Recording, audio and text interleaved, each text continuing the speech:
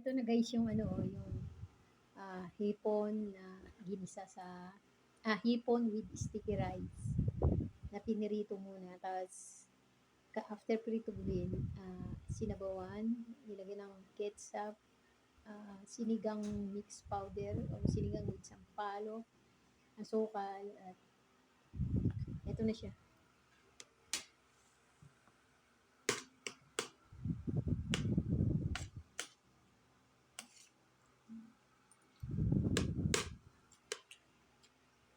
Masarap ng sabaw. Ketchup lang.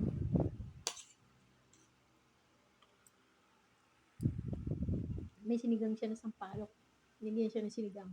Sinigang mix with sampalok. Tapos konting asukal.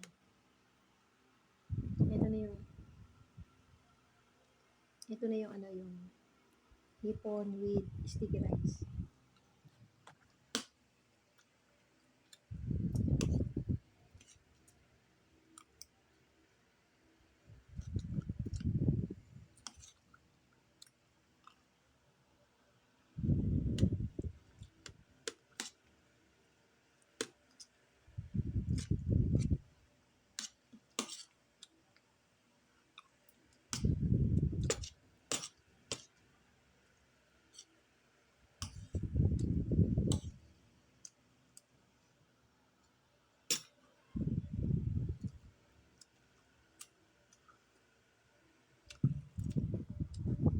Masarap siya guys.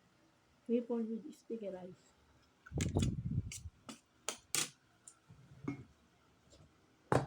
Ayun yung sabaw.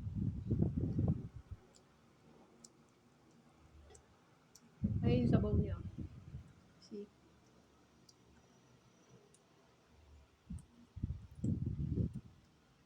Ito siya. Hipon with sticky rice. Sinabawan with ketchup, tapos nilagyan ng konting sampalok mix, yung sinigang sa sampalok mix. Tapos nilagyan ng asukal, sibuyas. Masarap yung sabaw.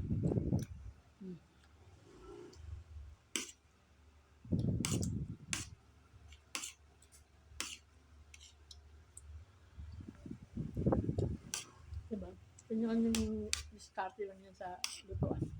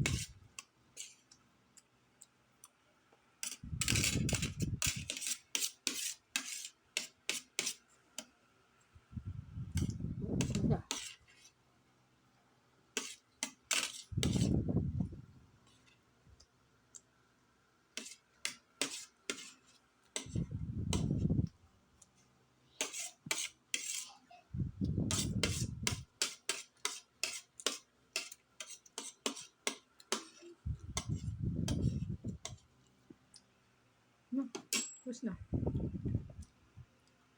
Okay guys, bye.